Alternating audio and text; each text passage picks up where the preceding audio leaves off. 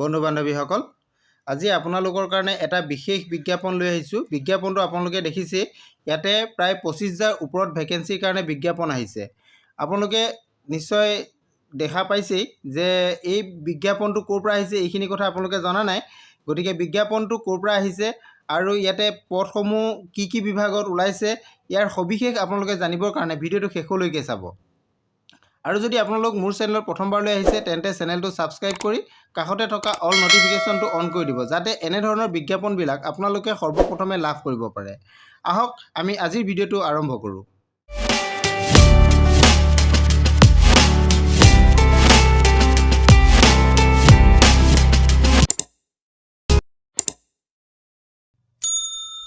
নমস্কাৰ বন্ধু বান্ধৱীসকল, আজি আপোনালোকৰ কাৰণে এইটো বিশেষ এটা বিজ্ঞাপন লৈ আহিলোঁ। এই বিজ্ঞাপনটো আপোনালোকে চাওক, প্ৰায় 25,000 ওপৰত ভেকেঞ্চি ইয়াতে আছে। এই ভেকেঞ্চিখিনি যিহেতু SSC ফালৰ পৰা আহিছে, ইয়াতে কনিষ্টবলৰ কাৰণে ভেকেঞ্চিখিনি আহিছে। এইখিনি জেনেৰেল ডিউটিৰ কাৰণে, কনিষ্টবল জেনেৰেল ডিউটিৰ কাৰণে আহিছে। ইয়াতে বিভিন্ন বিভাগত এই পদসমূহ আছে। টোটেল আপোনালোকে নিশ্চয় দেখা পাইছে 25,487 পোষ্ট ইয়াতে খালী হৈ আছে। এতিয়া আপোনালোকে এই পদসমূহ ক'ত ওলাইছে ডিটেইলছ আপোনালোকক জনাম। আপোনালোকে ভিডিঅ'টো শেষলৈকে চাই থাকিব। আপোনালোকে এতিয়া চাওক, এই যিখিনি পদ আছে, পদখিনিৰ কাৰণে আপোনালোকৰ যিখিনি পদ আছে, ইয়াৰ কাৰণে যিটো এক্সাম হ'ব, এক্সামটো যিহেতু SSC ফালৰ পৰা পাতিছে, গতিকে এইটো কমন এক্সাম টেষ্ট হ'ব। এইটো ইয়াতে আপোনালোকে কি আছে নিশ্চয় গম পাব, কি বিভাগৰ পদ আছে। এইখিনি ইয়াতে উল্লেখ কৰিছে, আপোনালোকে চাব পাৰিব। কনিষ্টবল GD আছে, অৰ্থাৎ general duty. Central arm police force CAPF আৰু SSF আছে, ৰাইফলমেন আছে, আছাম ৰাইফল আছে। তেনেধৰণে বিভিন্ন আছে ইয়াতে পদসমূহ।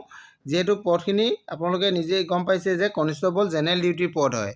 আৰু পদটো অলৰেডি মই আগতে কৈছোঁৱেই যে টোটেল পদ আপোনালোকৰ 25,487 পদ ইয়াতে আছে। আৰু এই পদকেইটাৰ কাৰণে আপোনালোকৰ দৰমহাটো কিমান দিয়া হ'ব এইটো চাওক। আপোনালোকৰ এইটো পে' লেভেলটো 3 হ'ব। আৰু ইয়াতে দৰমহাটো 21,700 টকাৰ পৰা আপোনালোকৰ 69,100 টকালৈকে ইয়াতে আপোনালোকৰ পে'টো হ'ব। আৰু ইয়াৰ ডিটেইলছ আছে, আপোনালোকে যদি চাব বিচাৰে কোনটো বিভাগত কিমানটা পদ আছে, এইখিনি কথাও ইয়াতে বিতংকৈ উল্লেখ কৰা আছে। BSFত ইয়াৰে পদ আছে, আপোনালোকে চাওক। BSFৰ কাৰণে আছে 616টা আৰু CISFত আছে 14,595টা। CRPFত আছে আপোনালোকৰ 5,490টা। SSBত আছে আপোনালোকৰ 1,764টা আৰু ITBPত আছে আপোনালোকৰ 1,293টা। এইখিনি পদখিনি দেখিলে আৰু আপোনালোকক কি আছে আপোনালোকক এইকেইটা দেখাই দিম।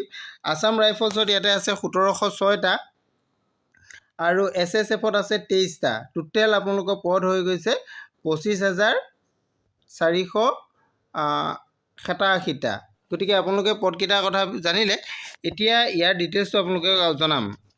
এতিয়া এই পদসমূহৰ কাৰণে আবেদন কৰিবলৈ হ'লে আপোনালোক কি হ'ব লাগিব, এইটো কথা ইয়াতে উল্লেখ কৰা আছে। মাষ্ট বি ইণ্ডিয়ান চিটিজেন হ'ব লাগিব 1 নম্বৰতে।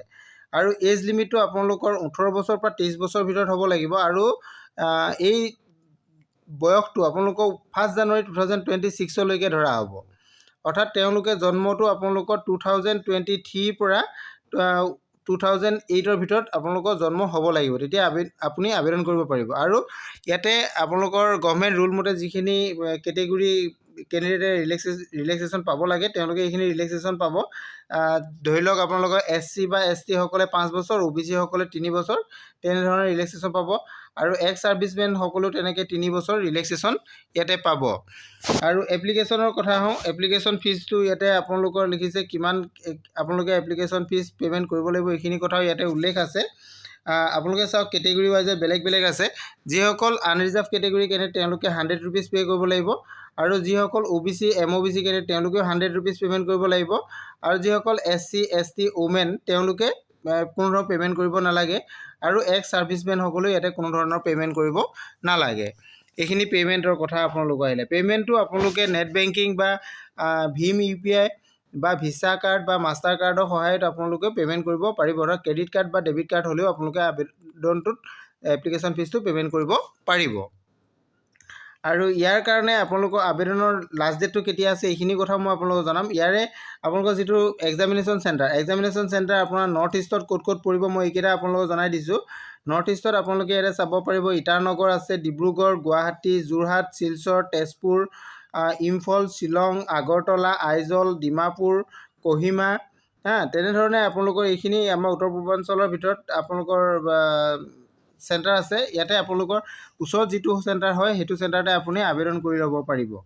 এতিয়া আপুনি আবেদন কৰিব পাৰিব, আপোনালোকে অনলাইনত যাব লাগিব। অনলাইনত আপোনালোকে আবেদনটো কৰিব লাগিব, যিহেতু অনলাইন এপ্লিকেশ্যনে দিয়া হৈছে ইয়াতে। ইয়াৰ লিংকটো আপোনালোকে SSCৰ অফিচিয়েল ৱেবছাইটত গৈ তাৰ পৰা আপোনালোকে অনলাইন আবেদনটো কৰি ল'ব পাৰিব আৰু এপ্লিকেশ্যন ফিজটো তাৰ পৰা আপোনালোকে পে'মেণ্ট কৰিব লাগিব। আৰু যিটো আপোনালোকৰ প্ৰিণ্ট আউট কপিটো আপুনি লগত ৰাখিব, যাতে আপোনাৰ এক্সামত যাওঁতে এইটো অসুবিধা নহয়, বা এডমিট কাৰ্ড যেতিয়া আপুনি লাভ কৰিব তেতিয়া আপোনাৰ উলিয়াওঁতে অসুবিধা নহয়। আৰু ইয়াৰ কাৰণে ইম্পৰ্টেণ্ট ডেটকেইটা আপোনালোকে চাওক যে ইয়াৰ অনলাইন আবেদনটো 1 ডিচেম্বৰৰ পৰা আৰম্ভ হৈছে। এইটো আপোনালোকৰ মেইন ইম্পৰ্টেণ্ট হয়, ডেটকেইটা চাব। 1 ডিচেম্বৰৰ পৰা অনলাইন আবেদন আৰম্ভ হৈছে আৰু ইয়াৰ লাষ্ট ডেটটো হৈছে 31 ডিচেম্বৰ। গতিকে 31 ডিচেম্বৰৰ ভিতৰত আপোনালোকে আবেদন কৰিব লাগিব। আৰু ইয়াৰ এক্সামটো হ'ব আপোনালোকৰ ফেব্ৰুৱাৰীৰ পৰা এপ্ৰিলৰ ভিতৰত আপোনালোকৰ এই এক্সামটো হ'ব। গতিকে এইখিনি কথা আছিলে, গোটেই কথাখিনি আপোনালোকক জনাই দিলোঁ। আৰু যদি অধিক তথ্য আপোনালোকে জানিব বিচাৰে তেনেহ'লে মোৰ ভিডিঅ' শেষত কমেণ্ট কৰিব, মই আপোনালোকক সহায় কৰিবলৈ চেষ্টা কৰিম। আজিলৈ ইমানেই, থেংক ইউ।